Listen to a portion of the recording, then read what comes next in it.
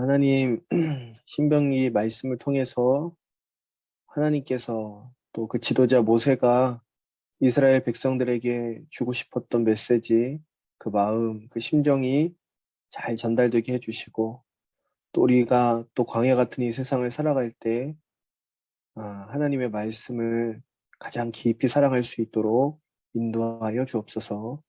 예수님의 이름으로 기도합니다. 아멘. 어, 신명기까지 왔네요.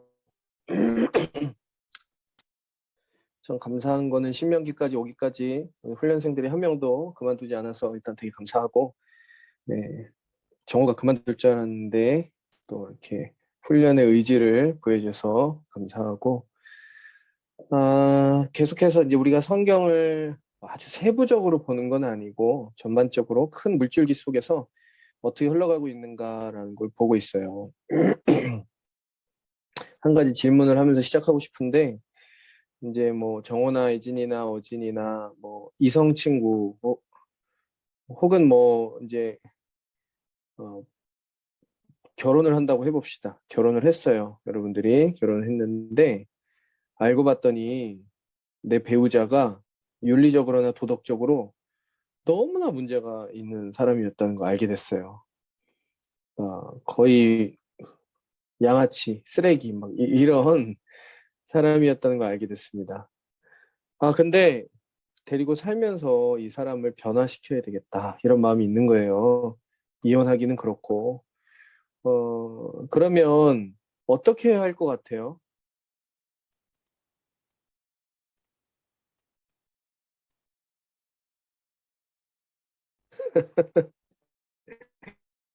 어떻게 해야 돼요? 네. 같이 살고 싶은 마음이 없을 수 있겠죠. 네, 전혀 머릿속에 뭔가 떠오르지 않을 텐데, 어, 하나님께서 이스라엘 백성들하고 함께 하시는 여정은 저는 비유로 치면 이게 비슷하지 않을까 싶어요.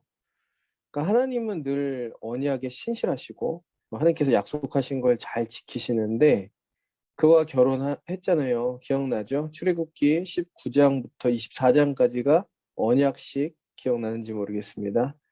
그래서 하나님께서 이스라엘 백성과 결혼을 하고 언약식 속에서 내 아름다운 신부다. 너를 통해서 내가 하고 싶은 게 너무나 많다. 이런 아름다운 이야기들을 했죠. 그리고 집을 지으시잖아요. 신혼방이라고 그랬죠. 바로 출애굽기 후반부에 신혼집을 지으시면서 그 부푼 기대감을 나타내셨습니다. 그런데 이스라엘 백성들이 하나님의 그 약속에 신실하지 않아요. 계속. 그 대표적인 사건이 우리가 지난번에 읽었던 민수기에 보면은 가데스 바네아에서 대표적으로 하나님께서 이 땅을 너에게 줬어라고 말했지만 우리는 그 땅을 얻을 수 없습니다 하면서 하나님의 능력을 부인하고 애굽으로 돌아가자, 이집트로 돌아가자라고 하면서 하나님께 반역하는 사건이 일어납니다. 그러니까 계속해서 반역하는 일들이 일어나죠. 그래서 민수기에 보면 한 10번 정도 이스라엘 백성들이 하나님께 얼마나 끔찍하게 반역했는지에 대한 내용들이 드러나 있습니다. 그래서 그럼에도 불구하고 하나님이 이스라엘 백성들을 버리지 않으시고 계속해서 훈련시켜 가시는 거예요. 내가 널 포기하지 않고 내가 너를 계속 사랑하겠다. 그런데 어쩌면 도덕적으로 타락한 만약에 어진이에게 도덕적으로 타락한 남편이 있다고 합시다. 중요한 거는 두 가지겠죠. 너가 이거 죄다. 이거 죄야. 라고 말해주는 거가 굉장히 중요하겠지만 또 계속해서 그것을 가르쳐주면서 기다려주고 너는 나한테 계속 죄를 짓지만 나는 너한테 끝까지 신실할 거다라는 정말 사랑을 계속해서 보여줄 때 그 사람의 인격이 변화될 가능성이 있습니다. 물론 인간이 악하기 때문에 변화되지 않을 수도 있지만 그런 모습을 계속해서 경험할 때 그런 가능성을 얻죠. 바로 그걸 다른 말로 은혜라 그러죠. 은혜. 그러니까 지속적으로 죄인인 우리가 하나님의 은혜를 계속해서 경험하는 거예요. 나 같은 쓰레기는 이런 은혜를 경험하면 안 되는데 이런 마음이 드는데 하나님이 계속 나를 붙들고 계시고 날 사랑하신다는 메시지가 전달되어 오는 겁니다. 그럴 때마다 되게 놀랍게도 조금씩 사람들이 변화하고 나아지는 것을 보게 되죠. 하나님께서 이렇게 신실하게 이스라엘 백성들을 포기하지 않으셨어요. 그게 민수기죠. 40년 동안 그렇게 하신 겁니다. 그래서 이스라엘 백성들이 이제 어디에 왔을까요? 쭉 와가지고 요단강 동편, 동쪽 편에 있는 모압이라는 땅이 있습니다. 모압 평지.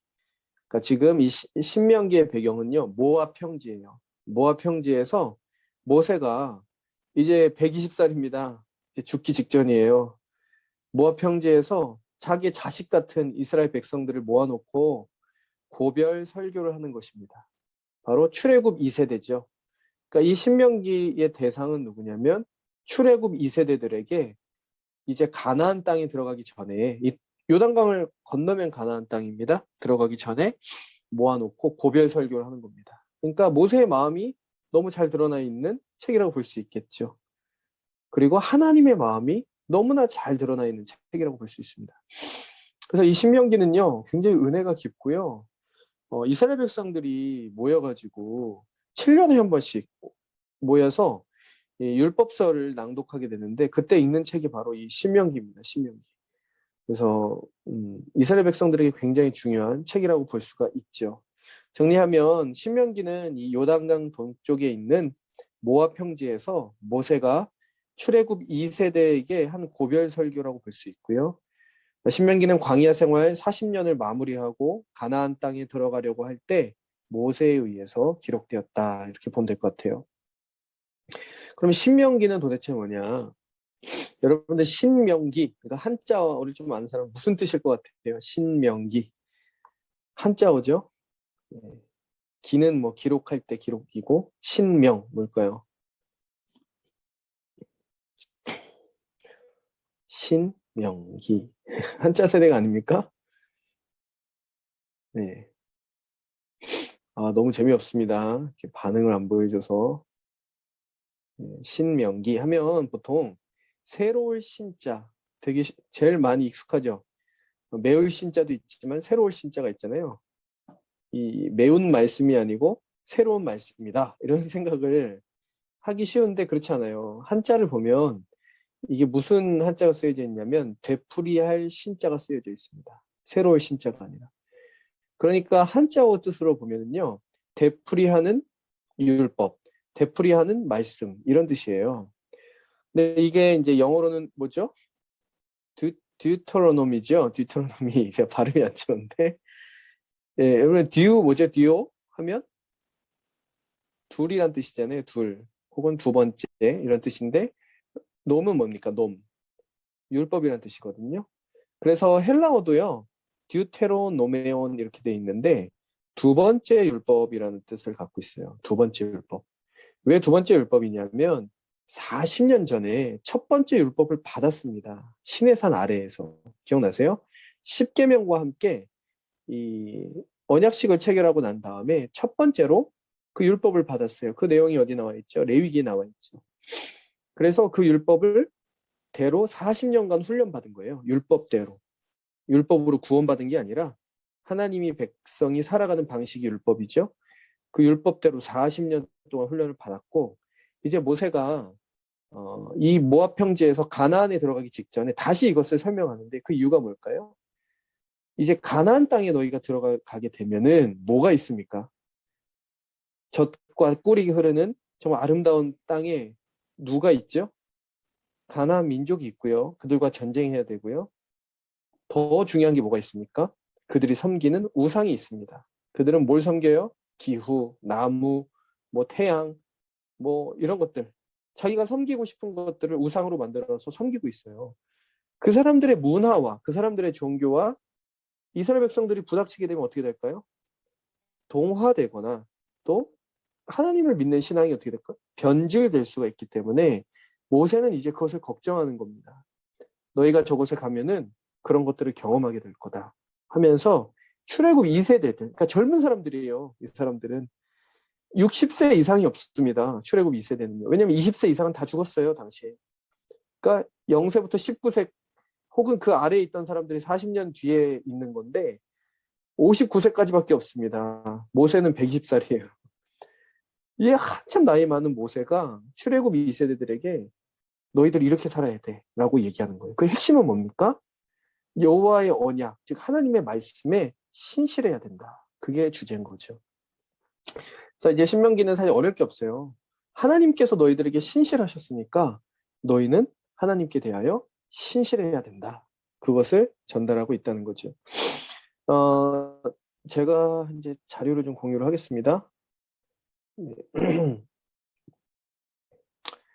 음, 잠시만요. 제가 아주 중요한 거를 캡처를 안 했는데, 잠깐만요.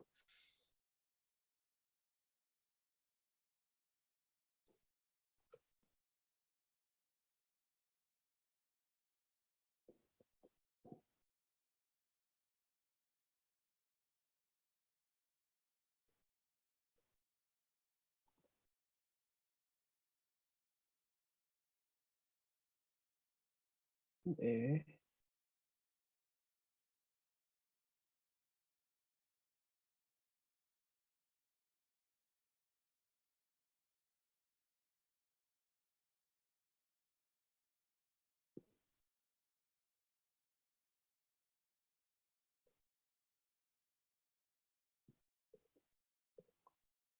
네. 자, 이렇게 봅시다. 이게 신명기의 전체 내용입니다. 제가 정리를 한 거예요. 예. 여러분들 이해하기 쉽게 정리를 해봤는데, 음, 첫 번째 1장부터 11장까지 하고, 마지막 뒤에 뚜껑, 27장부터 34장은요, 둘 다 설교입니다. 모세의 설교. 모세의 설교가 들어있고요. 가운데 뭐가 들어있냐면, 율법이, 신명기가 율법을 되풀이하는 거라고 했잖아요. 그 율법이 다시 들어가 있습니다. 그러니까 앞뒤로 모세의 설교가 있고 가운데 율법이 들어가 있다는 거예요. 이런 형태로 신명기가 나타나 있습니다. 이제 모세가 설교를 시작하는 겁니다. 여러분들이 유언과도 같죠. 만약에 정우가 정말로 사랑하는 자식들, 가족들 다 모아놓고 이제 죽기 직전에 유언을 한다면 어떤 내용을 전달할까? 무슨 내용을 할까요? 내 유산은 어디 있으니 어떻게 나눠라. 뭐 그런 얘기 할 수도 있겠고 아마 내 인생을 살면서 가장 중요한 이야기들을 하겠죠. 보통 뭐 더 사랑하지 못한 거, 용서하지 못한 거가 되게 후회된다 이런 말을 많이 한대요. 죽을 때. 아, 내가 그 사람을 끝까지 용서하지 못한 게 마음에 남는다. 뭐 이런 말도 많이 한다고 합니다. 죽을 때. 근데 이제 모세는 뭘 얘기하냐면 40년 동안 광야에서 살았던 일들을 이제 떠올리는 겁니다. 그래서 1장부터 3장까지는 뭐냐면 이스라엘의 역사를 회고하는 거예요. 우리 40년 동안 광야에서 있었던 일들을 한번 생각해 보자. 이렇게 시작하는 겁니다. 무슨 일들이 있었지? 뭐 좋은 일이 없죠. 우리는 언약에 불순종했다. 우리는 끊임없이 하나님의 언약에 불순종했다. 그 내용, 대표적인 내용 뭐예요? 가데스 바네아에서 40년 전에 기억나냐 하면서 너희들의 선조들이 하나님께서 약속해 주신 그 땅을 주셨는데 우리는 메뚜기 같아요. 우리는 하나님을 신뢰할 수 없습니다. 애굽으로 돌아갑시다. 이렇게 얘기하면서 그 땅을 얻지 못했다. 지금 너희들 똑같은 상황에 처해 있어. 이제 하나님께서 주신 땅이 바로 이 요단강 건너편에 있다. 하면서 너희들은 똑같은 실수를 저지르면 안 된다라고 지금 얘기해주고 있는 거죠. 하나님께서는 계속해서 불순종한 너희들에게 끊임없이 신실하셨다라는 것을 말해줍니다. 그래서 너무나 감동적이죠. 그리고 나서 무슨 얘기를 하냐면 4장부터 11장은요, 이제 잔소리입니다. 한마디로. 잔소리예요. 뭐예요? 그 하나님을 온전하게 믿고 신뢰하고 그 언약에 신실해야 된다. 너희도 좀 정신 차리고 이제 좀 하나님의 말씀대로 좀 살자. 이 얘기 하는 거예요. 다른 얘기가 어려운 게 없습니다. 우리들의 역사, 40년의 역사를 돌이켜 봤을 때 너무나 자연스러운 결론이죠. 하나님 말씀대로 살자. 언약에 신실하자. 그렇게 결론이 다다른 겁니다. 너무나 당연한 얘기일 겁니다. 어,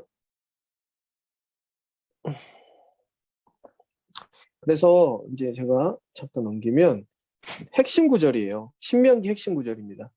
이 한 구절만 깊이 이해해도 신명기를 다 이해했다고 볼 수 있습니다. 제가 읽으면 이스라엘아 들으라 우리 하나님 여호와는 오직 유일한 여호와시니 너는 마음을 다하고 뜻을 다하고 힘을 다하여 내 하나님 여호와를 사랑하라. 여러분, 이 말씀은 유대인들에게 있어서는요, 정말 제일 중요한 말씀입니다. 여러분들 지금도 유대인들에게 여러분들이 믿는 토라, 가장 중요하게 여기는 토라에서 가장 중심이 되는 구절 한 가지만 꼽으면 뭐라고 생각하십니까? 라고 하면 아마 이 구절을 뽑을 겁니다. 왜냐하면 지금도 유대인들은요, 공예배 때마다 이 구절을 함께 암송하고요. 너무나 중요하게 생각하는 구절이에요. 여러분들 뭐 우리 기독교에서 중요하게 생각하는 구절 뭡니까? 뭐 많겠죠, 우리는. 유대인들에게 그만큼 중요한 구절이라는 겁니다. 여러분들 여기서 보면은요, 이 구절을 잘 이해하는 것이 신명기를 잘 아는데, 여기서 이스라엘에 들으라, 이스라엘아 들으라. 이게 히브리어로 뭘까요? 쉐마입니다. 쉐마. 쉐마라고 합니다. 여러분 쉐마를 들어본 사람이 있을 거예요. 어려서부터 교회 다닌 사람들은 뭐 쉐마 학교 이런 것도 있습니다. 율법을 연구하고 구약 성경을 잘 이해하는 그런 쉐마 학교 뭐 이런 것도 있는데, 여러분 이 쉐마라는 말은요, 단순히 들어라 이게 아니에요. 귀로 듣고 이해하는 것만 쉐마가 아니라 뭘까요? 그 들은 말씀에 순종. 되게 중요한 개념입니다. 들은 말씀에 순종하는 것까지가 쉐마입니다. 이 순종이 빠져버리면은요, 아주 뭐랄까 가식적인 신앙인이 되는 거죠. 가식적인 신앙인. 그래서 굉장히 중요한 개념이에요. 모세가 뭘 얘기하고 있냐면은요, 그 말씀을 듣고 순종해라, 쉐마 이렇게 얘기하는 겁니다. 왜 그러냐면 여호와는 오직 유일한 여호와시니, 이거는요, 하나님, 여호와 하나님만이 유일하시다. 그러니까 유일신 사상을 드러내고 있어요. 다른 신은 없다는 겁니다, 세상에. 이 구절에 되게 많은 개념이 들어가 있는데, 여호와 한 분만이 유일한 신이시다 이런 뜻입니다. 유일한 여호와 신이라는 말은 왜 이런 말 할까요? 이제 너희들이 저 땅에 들어가면 별의 별 신들이 다 있다는 겁니다. 여러분 별의 별 신들이 다 있죠. 뭐 일본에는 뭐 2만 개가 넘는 신들이 있다고 합니다. 다 자기가 원하는 욕망을 투사시켜 놓은 거죠. 우상의 특징은 뭐냐면 자기가 원하는 신들을 만들어낸다는 게 있어요. 그래서 예를 들면 공부를 잘하고 싶으면 정호가 뭐 시험을 이 연필로 시험을 봤는데 너무 잘 봤어. 그러면 이 연필을요 신으로 모십니다. 실제로 그래요. 공부의 신이라고 해가지고요 모셔요. 인도나 일본에 가면 그런 일들이 뭐 전혀 어색한 일들이 아닙니다.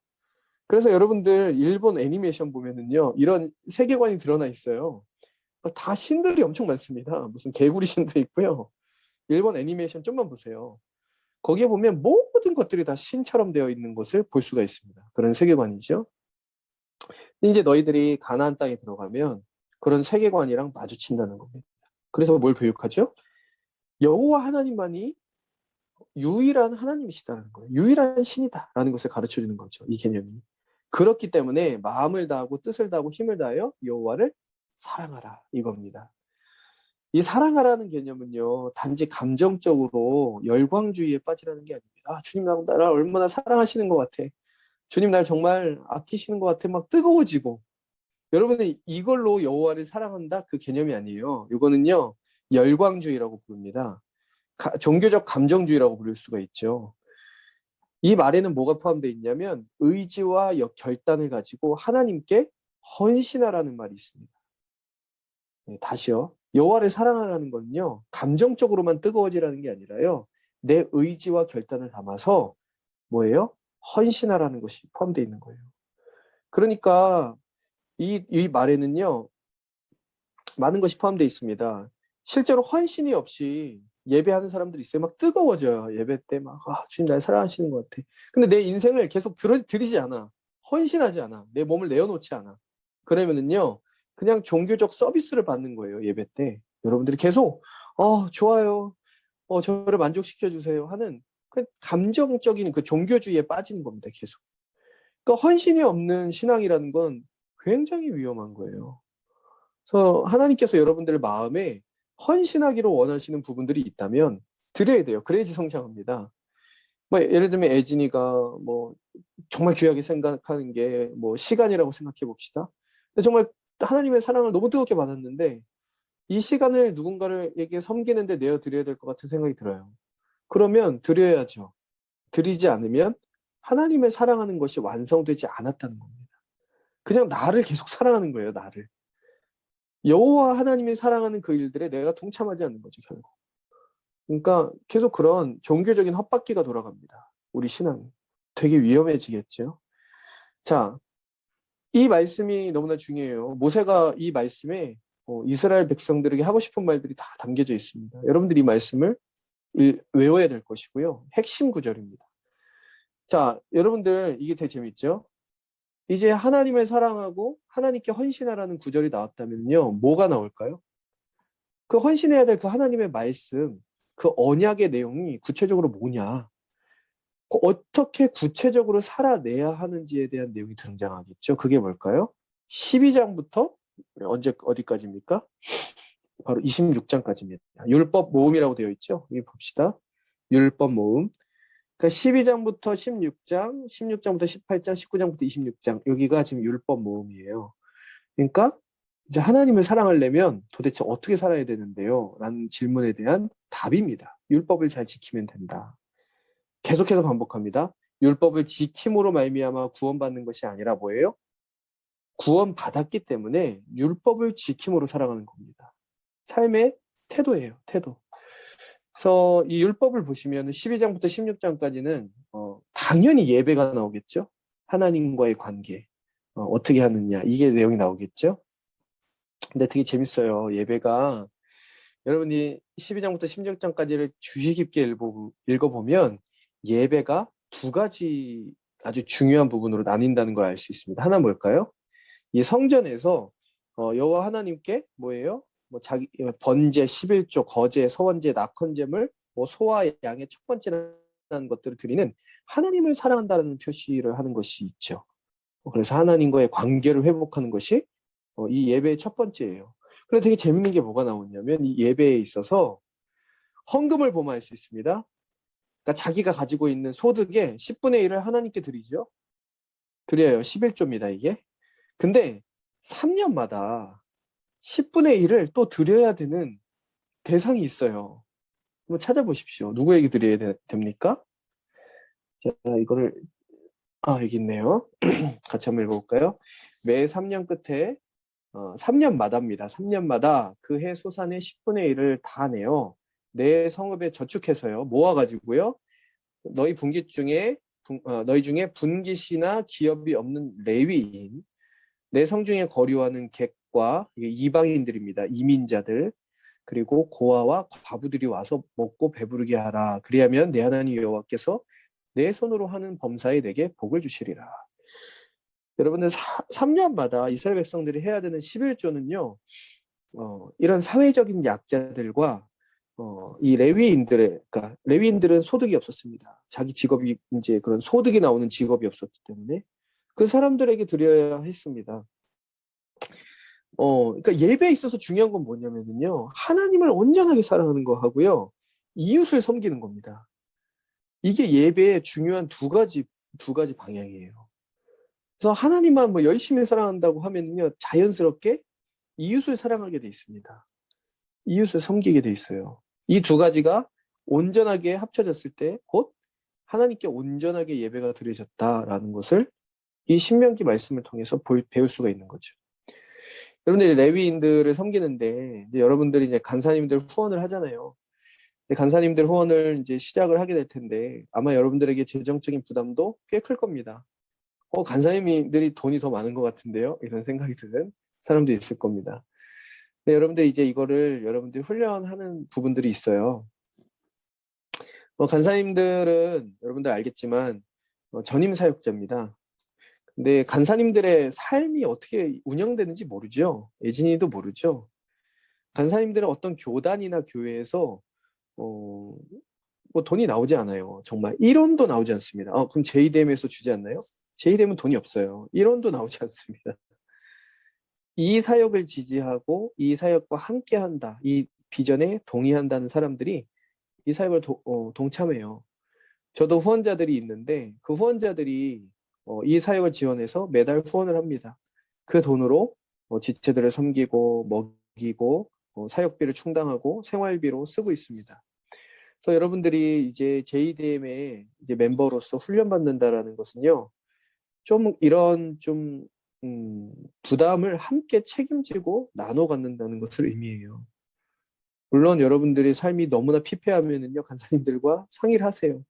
피폐한 중에 너무 무리하면 시험에 들기 때문에 꼭 상담을 하십시오. 하지만 여러분들이 이 훈련을 계속해서 해나갈 때 저는 29절에 나와 있는 내 하나님 여호와께서 내 손으로 하는 범사에 내게 복을 주시리라, 이 말씀이 여러분들 삶에 반드시 실현된다고 봅니다. 결코 줄이지 않고 결코 목마르지 않아요. 이거는 제가 십몇 년 동안 이러고 살아봤기 때문에 압니다. 저도 후원을 하고 저도 섬기고 소득의 굉장히 많은 부분들을 내어놓습니다. 말도 안 돼요. 여러분들 간사님들의 생활 수준을 보면 말이 안 된다고 느낄 거예요. 가정을 유지할 수 없는 정도의 수준인 경우도 굉장히 많습니다. 하지만 그럼에도 불구하고 11조는 당연하고요. 또 소득의 11조를 띄어서 후원하고 선교사님도 후원하고 그러고 살아가고 있어요. 그냥 하나님께서 지금까지 생명을 끊지 않으셨습니다. 그러니까 제 생명이 유지되고 있잖아요. 제가 잘 못 먹고 사는 것 같나요? 잘 먹는 것 같잖아요. 이렇게 포동포동 하지 않습니까? 제가 몸매가 항상 먹이신다는 거죠. 그 여러분들이 또 책임져야 될 부분들은 누구냐면 이방인들, 이민자들, 고아와 과부들, 사회적 약자들이에요. 여러분들 이제 앞으로 사회의 지도층이 될 거고 앞으로 여러분들의 위치가 더 올라갈 겁니다. 분명히 재산적인 여유나 물질적 여유도 더 생길 수도 있어요. 그때 여러분들 항상 여러분들의 소득에 있어서 일정 부분은 떼어놔야 돼요. 뭐 간사님만 후원하라는 얘기 아닙니다. 여러분들 이 사회에서 가장 약하고 연약한 자들을 돌아보는 사람들이 돼야 된다는 거죠. 여러분들 지금 젊었을 때 이것을 조금이나마 훈련을 하면 나중에 해요. 근데 제가 지금까지 많은 수백 명의 청년들을 경험했지만 젊어서 이것을 안 하는 사람들은요, 나중에 돈이 생긴다고 할까요? 전혀 하지 않습니다. 그런 어떤 공간을 마련하지 않아요. 누군가를 위한 재정, 누군가를 위한 시간, 누군가를 위한 에너지 떼어놓지 않아요. 남아도는 모든 에너지와 자원을 어디에 투자할까요? 주식에, 부동산에, 내 미래에, 자기관리에 다 투자합니다. 이거는 거의 다 그렇게 살아요. 그러니까 전혀 빈 틈을 내놓지 않아요. 누군가를 돕고 간사님을 후원하고 누군가를 먹이는 그 일들에 재정을 전혀 넘겨놓지 않아요. 그리고 다 나의 미래를 위해서 다 쌓아둡니다. 저는 이제 많은 사람들을 보는데 그 예배가 아니에요. 하나님 기쁘시지 않습니다. 영적으로 죽어가는 이유는 뭐냐면 교회에 나가지 않아서가 아닙니다. 하나님께서 돌보라고 말씀하시는 사회의 많은 약자들, 연약한 이들, 뭐 이런 사람들을 돌보지 않아요, 크리스찬들이.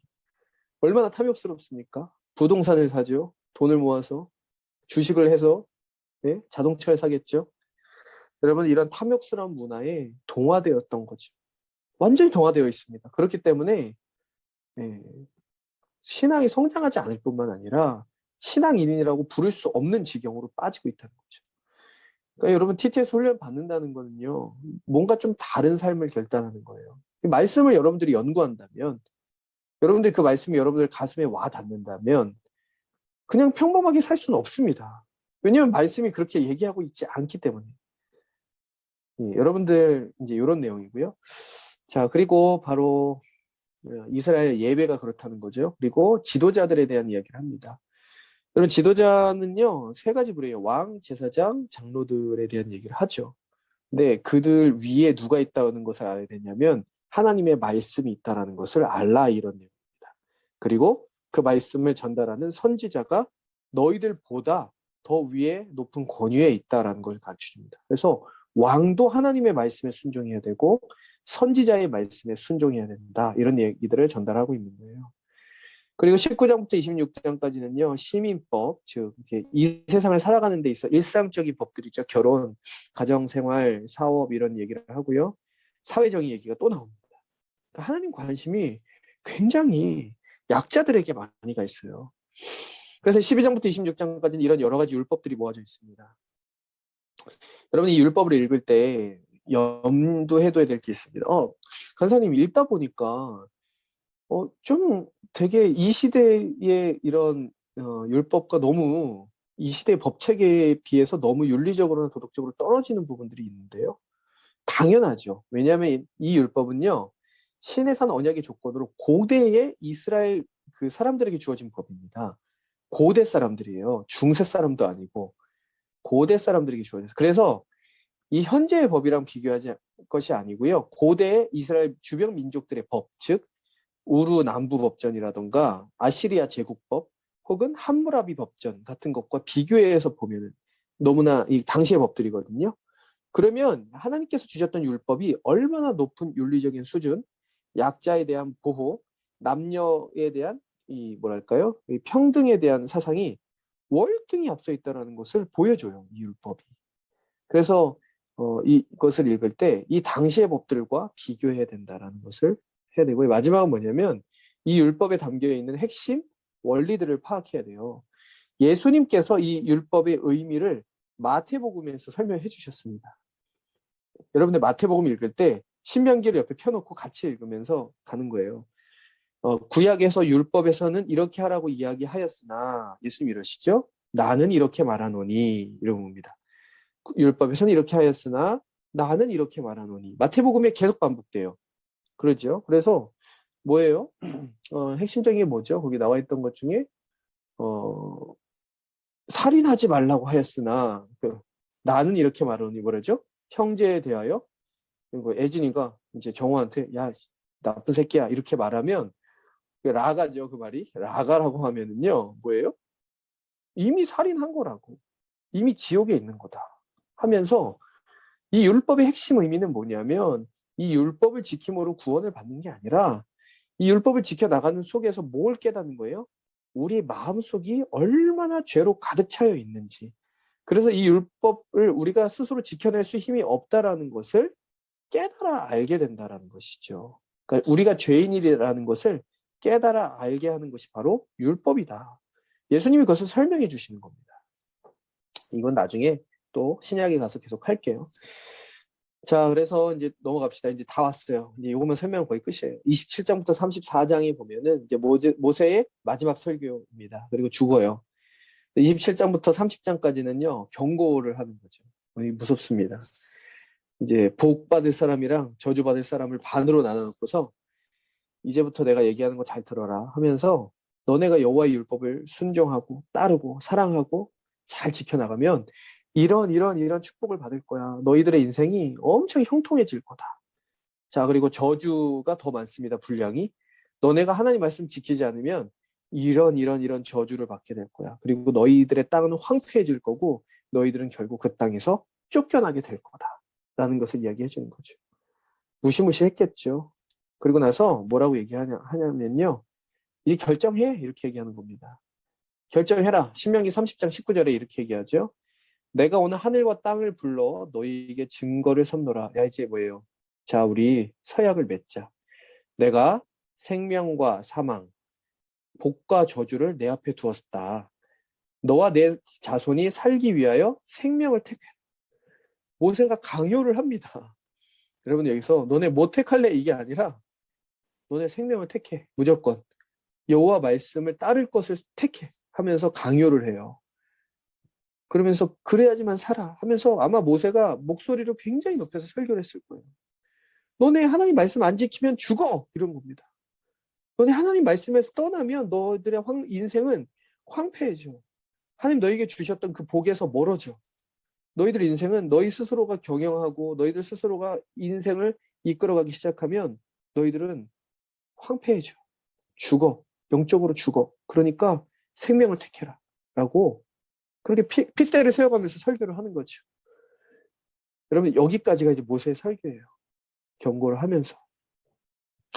재밌죠. 이제 모세가 마지막으로 죽습니다. 31장부터 34장 이제 모세가 죽는 과정인데 이제 여호수아를 후계자로 세웁니다. 그래서 하나님을 만나러 성막 안에 들어갔는데 31장 이 부분 한번 읽어보세요. 너무 재밌습니다. 여러분들 너무 허무하기도 하고 너무나 재밌어요. 읽어보면 또 여호와께서 모세에게 이르시되 너는 내 조상과 함께 누우려니와 이 백성은 그 땅으로 들어가 가나안 땅입니다. 들어가서 뭐 합니까? 음란이 그 땅에 이방신들을 따르며 일어날 것이요 나를 버리고 내가 그들과 맺은 언약을 어길 것이라. 여러분들 결론이 되게 허무합니다. 하나님이 예언을 하세요. 모세에게. 너 이제 죽고 너희 이제 이스라엘 백성들이 그 땅에 갈 건데 나는 다 알아. 이 말이에요. 근데 결국 나 떠날 거야. 음란이 이방 민족들을 따를 거야. 너무 허무하죠. 허무해요. 신명기 되게 허무합니다. 그런데 되게 재밌습니다. 그걸 내가 다 알아. 그래도 내가 그 땅으로 이스라엘 민족들을 데리고 들어가는 거야. 그러면서 이제 한 가지 약속을 주세요. 그 약속이 바로 이겁니다. 마지막이에요. 자, 한번 이걸 누가 읽어줄까요? 제가 계속 말했더니 너무 목이 말라가지고 누가 좀 한번 신명기 30장 6절을 좀 읽어주세요.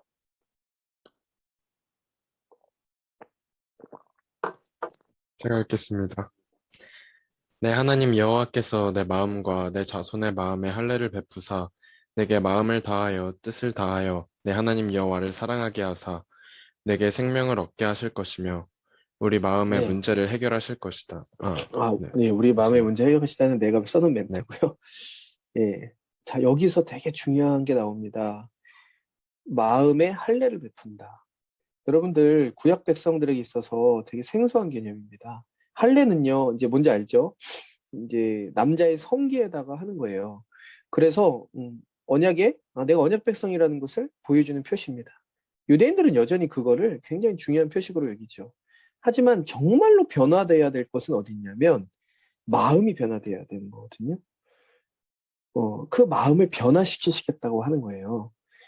이제 이게 그리스도의 예표입니다. 신명기 30장 6절이 그리스도의 예표예요.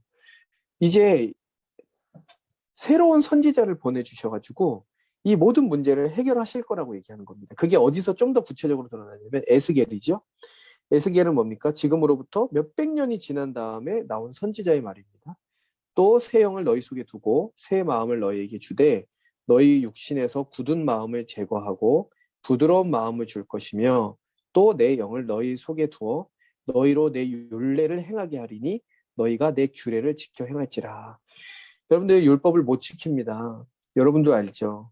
하나님 말씀 못 지켜요. 하나님 사랑하는 거가 안 돼요.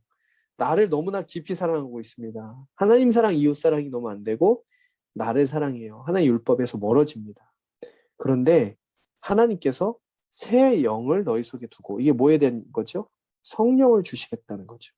그리고 너희 마음을 에서 굳은 마음, 딱딱한 그 돌덩이 같은 마음을 부숴버리시고요. 부드러운 마음이 되게 하신 거예요. 그래서 부드러운 마음에는요, 뭐가 잘 심기냐면 하나님의 말씀이 잘 심겨요. 부드러운 땅입니다.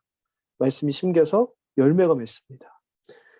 그러니까 이거를 누가 하시는 겁니까? 이제 그리스도께서 이제 너희 이 땅 가운데 오셔서 그리스도께서 하시는 일들을 보여주세요. 그리고 성령께서 그 일들을 완성해 가실 겁니다.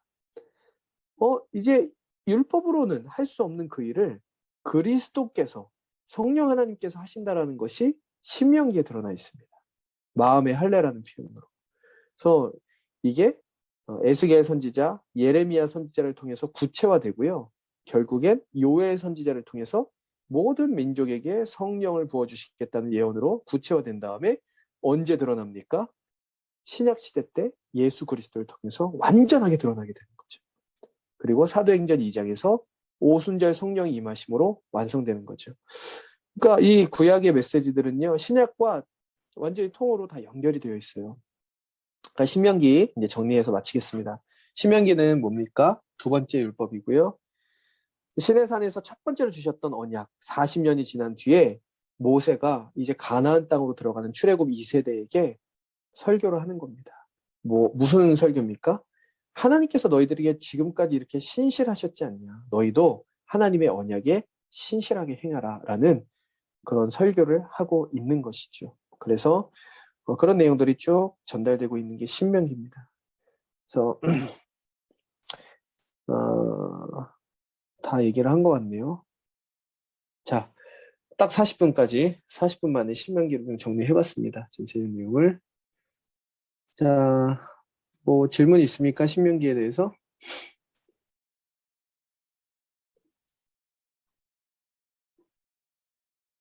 질문 있으면 얘기 좀 해보세요.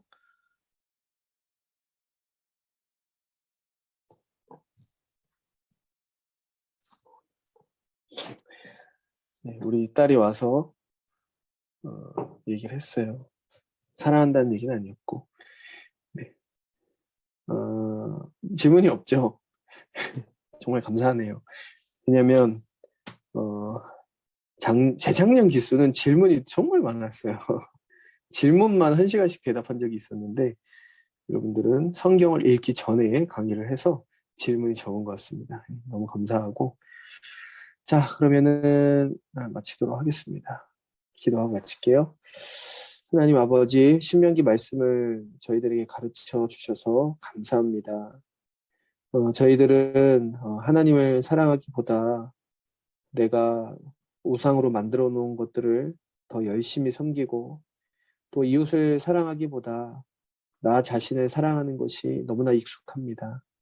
하지만 이제 주님께서 우리에게 말씀하시는 것은 여호와 하나님의 그 언약에 신실하여 하나님을 사랑하고 이웃을 온전하게 사랑하는 하라는 그 말씀입니다. 우리가 신명기 말씀을 통해서 하나님 말씀에 더욱더 가까워지게 해주시고, 또 가나안 땅을 정복하고 그 땅을 취하는 백성으로서 우리가 온전히 준비될 수 있도록 인도하여 주옵소서. 감사드리며 예수님의 이름으로 기도합니다. 아멘.